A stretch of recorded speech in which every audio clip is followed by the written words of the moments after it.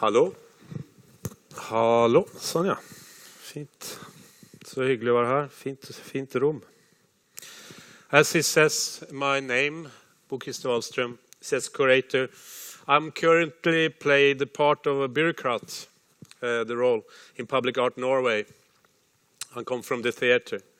Within Public Art Norway, I'm responsible, as he said, for the program URO, directly translated Unrest, that produced temporary art project in public spaces initiated by artists. What you see,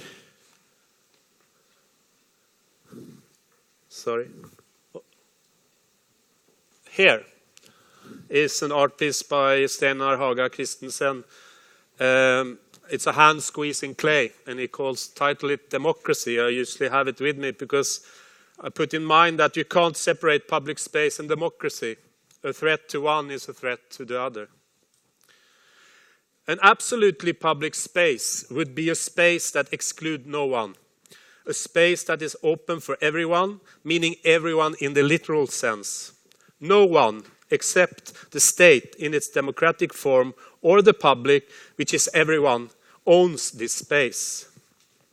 Ideally, no one is excluded from this space, independent of physical, mental, social, culture, or political status. In reality, this arena is diminished by the unclear distinctions between private and public. Currently, our role in public space is increasingly defined by economic reality, proving that we have not come as far as we would hope.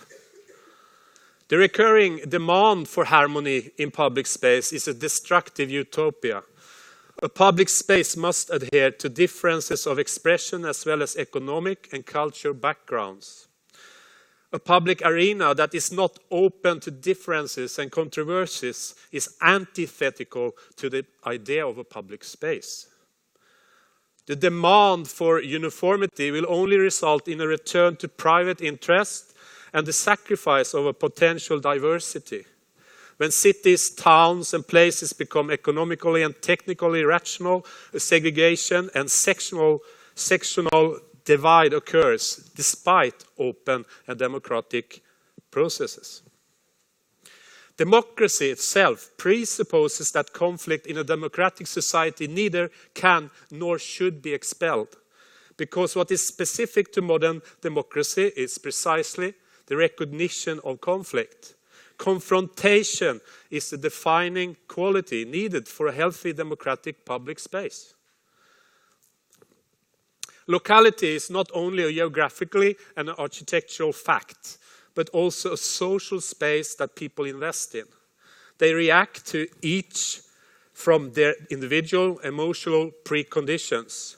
The control organs also have their own criteria and preferences, which lead to the decision being made from other reasons than purely artistic considerations. In sum, the result is that these projects have to negotiate and accept several unforeseen factors. Pure art, pure space, and pure thinking are harmonic and content. To work in public space, one must be willing to disappear a little as an artist, as a governing body, both in the form of confrontation and cooperation. Creating participation and forms of collaboration in public spaces automatically disable the self-serving actions of power and capital and increases the chance of a real public space.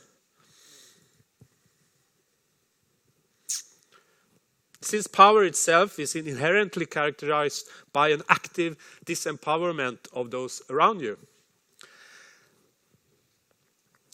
It is the artist's social responsibility to find independent strategies to avoid being or becoming useful idiots in processes of urban development.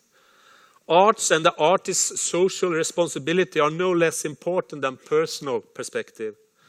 Art should be able to find possible rooms for action in relation to public spaces and debates, not least in relation to political, economical decision-making processes. The transformation from public to private and the limitation of freedom of speech seems to be a tendency in Western democracies. This leads to the loss of a public as we know it. And to save it demands a redefinition within neoliberal terms. This development does not follow Darwinian law, but is a consequence of political choices.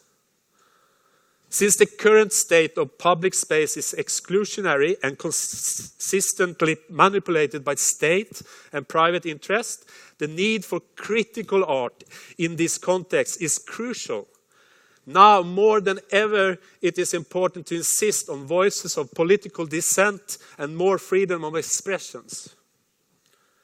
In 2008, Public Art Norway started the pilot and production platform URO to explore a new way of producing and funding projects in public space that are initiated by the artist. URO produce, co-produce and support art projects and have functioned as an active total producer of projects that until now are curator or artist initiated and that have applied URO for support.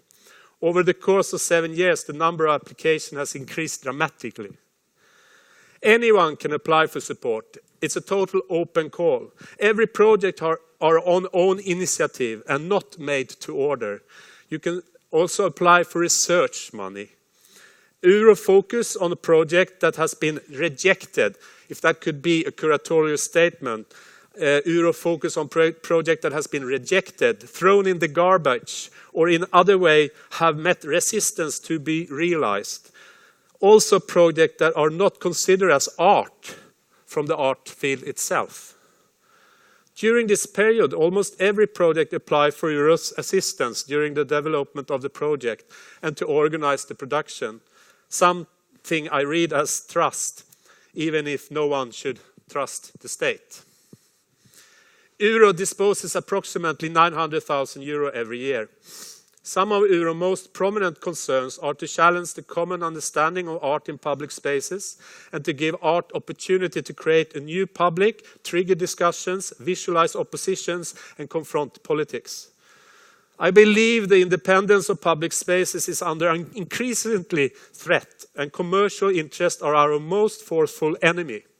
People's indifference concerning their democratic rights and properties are also challenged. And I hope the projects produced by URO can remind the newly rich Norwegians about the value of keeping our public space public. The technical challenge for URO as a producer will always be to acknowledge that the artist's working methods are continuously shaped by artists and then facilitate production in accordance with any changes that may occur, like a sparring partner or a dramaturg. In an overregulated and controlled public space, the development of the function and role of producer is especially important when it comes to this type of art production, to document, archive, and secure artists' freedom of expression without any ruling political guidelines. I'm going to show you some of the rejected projects that URO has produced, that others has thrown in the garbage. The 22nd of July 2011, Norway was attacked by 2 sequentially terrorist attacks against the government, the civilian population and the Workers' Youth League OF summer camp, claiming a total of 77 lives. The first was a car bomb explosion in Oslo with the government quarter that killed 8 people. The second attack occurred less than 2 hours later at the summer camp by the Youth Division of Labour Party. A gunman opened fire and at the participants, killing 69 of them and injuring over 100 people, many of them seriously. The police arrested Anders Behring Breivik, a Norwegian right-wing extremist, and charged him with both attacks. VG daily newspaper display panel was standing close to where the car bomb exploded in the first terrorist attack. The panel's glass surface was fractured by the shockwave from the bomb at 3:25 p.m. the 22nd of July 2011. Since then, it has remained untouched, still bearing the pages from the same day. And in July, you know, the Scandinavian paper is about what temperature there are on the beaches, a lot about football, and a normal day. In 2012, URO was approached by the Lebanese artist Ahmed Gossein when he came to realize that the panel was about to be lost from history because the newspaper wanted to throw it away. To save it, we decided to move the panel from outside the Vegas building to a new temporary location on the opposite side of the street. And we didn't get the permissions for the people who had the land around the government quarter. So we rented the bus shield, and they hang the newspaper monter in the bus shield 2 centimeters above the ground. So that there is hanging for the future. The relocation of the newspaper panel was initiated by an artist. This rescue mission simultaneously reflects a recent historical event as well as your present and future understanding of this event. This is an artist engaging in society from an outside perspective, making us act to save the physical trace or imprint for posterity.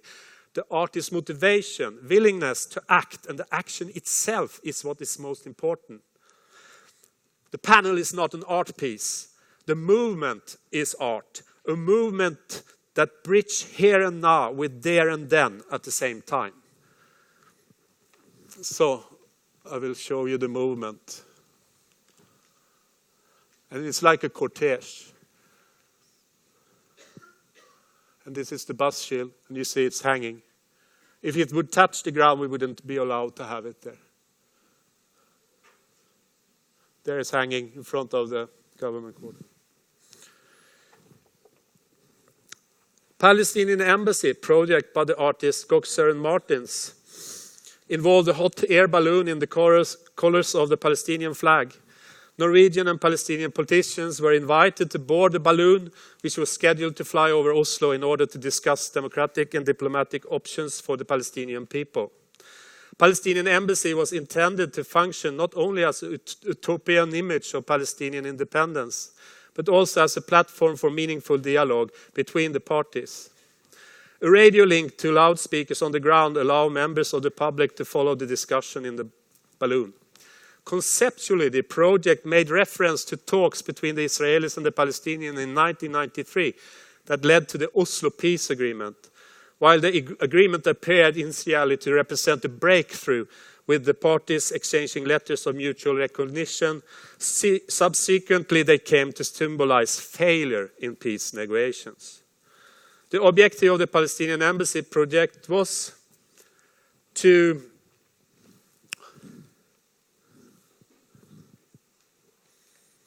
establish an arena for new Oslo talks about concrete political problems. Several leading Norwegian politicians were invited to participate, but turned down the opportunity. Nor were any representative of the Israeli government or independent Jewish organizations willing to participate. Instead, they tried to work against this project. The Palestinian politician Mustafa Barghouti did join one of the flights, however, as did Palestinian law student Hanin Shakra. Overall, many of those invited to participate did not attend. Palestinian Embassy straddled two universes, the purely political and the surreal and poetic. Through their performance-based approach to the representation of real-life political issues, and through their strategy of inviting people actually associated with the subject matter to participate. Krister and Martin succeeded in using public space as the raw material for an artistic expression that existed somewhere in the third space, the borderland between fiction and reality. Here you see the discussion before the balloon flies, and here it flies over Stortinget and Oslo Center. And I mean, if you produce this, you can't, I mean, everyone can fly a balloon here because it's a terror restricted area. We can't fly things there. But when we applied, we didn't say that it had these colors. We said it was a balloon. If we had said it had this color, I think it would have been more problematic. It's very pragmatic. But it's to use the democracy as a tool. Yes, No consisted of an installation of two tanks painted white. One of them inscribed with the word yes, the other with no, in the same light blue color. The tanks were produced by URO and exhibited for 5 weeks in front of the Oslo Opera. We have to loan the tanks from Sweden. This is where you can see the transport here from Sweden. Of course, to organize to borrow two tanks from the military in Sweden is quite difficult. Why we had to do that was that the Norwegian military pulling out of the project after Norwegian chief of defense censored the project. So then we went in and said, okay, let's borrow some tanks from Sweden. Yes, no was initially a comment to Western so-called human interventions with military power and to the contradictory aspect of introducing Western humanism through force. Art that interacts with the uncontrollable society surrounding it has a tendency to grow in several dimensions. Here you see it outside the opera. And of course it's also camouflage with the opera. Also to see, you can see where the money goes in Norway. Another project, there's two guys sitting over there, is going to tell you a much interesting story about it, but I also wanted to show it because we were the only producing this also and standing in the crossfire of the project. European Attraction Limited, Fadlabi and Lars Kustner. The artist Lars Kustner and Fadlabi helped Norway to rediscover the 1914 establishment of Human Zoo, a village in which 80 Senegalese men, it was called Congo Village. They also find out that it was probably people from Senegal. 80 Senegalese men, women and children were put on display for public entertainment for 5 long months. The village was part of the large Jubilee exhibition in the main park in Oslo, which was staged to celebrate 100 years of the Norwegian constitution and showcase Norway as a modern nation. The art project, European Attraction Limited, is named after the British company which organized the Congo village. It is a process-based art project that reached its climax, or for some, anti-climax, exactly 100 years after the original Congo village opened, when Norway celebrated the 200 years of constitution in 2014. The project reminded us of a shameless event that had been suppressed in Norway's collective memory. The mass attendance and enthusiasm shown at the exhibition in 1914, it was all of 1.4 million who saw it, but nobody has ever talked about it afterward. Of course, be explained with a specific historical context. But these racist and colonial sentiments should neither be forgotten nor hidden or explained away. The shocking fact that the artist wanted to make a reenactment of the Congo village sparked widespread debate on the current issue of racism, representation of others and cultural dominance. Kustner and Fadlabi succeeded by their self-discipline and courage to raise a number of ethical and political ideological questions during the whole process for a couple of years. They started an extensive debate in the public and the Norwegian and international media. Here you can see the original 1940 and the building of the one in 2014 in the park. Interest combined with indignation and confusion as to whether and why someone would recreate such a disgraceful event in Norway today is remarkable. Via the many contributions and different submissions to the debate, two things emerge. The range of perspectives and points of view in the discussion of racism, integration and representation of minority groups in Norway has been expanded. The second is that the heatedness of the debate has shown how complex... 2 minutes? Ah, okay, I'm very funny. Då ska jag bara runda av. In order to raise blah blah blah, the debate... Two things emerge simultaneously. The second is that the heatedness of the debate has shown how complex and contradictory collective discussion of such issue can be. To discuss a project that has not yet been realized show that people made it up in their own minds, and when it didn't happen their way, they got disappointed. The artists built the village and it was open call for participation. A lot of people came to the opening trying to find out who actually were staged. The freedom of artistic expression was also questioned through the various demands to shut the project down during the process. Not because anything did actually happen to warrant that, just in case it could. So to finish this is that all of this project is fine in the garbage. And there's been so many anti-racist organizations, the Embassy of Belgium, private persons, right-wing people, Jewish community, Norwegian military defense. The list is long for the one who wanted to censor those projects. Thank you.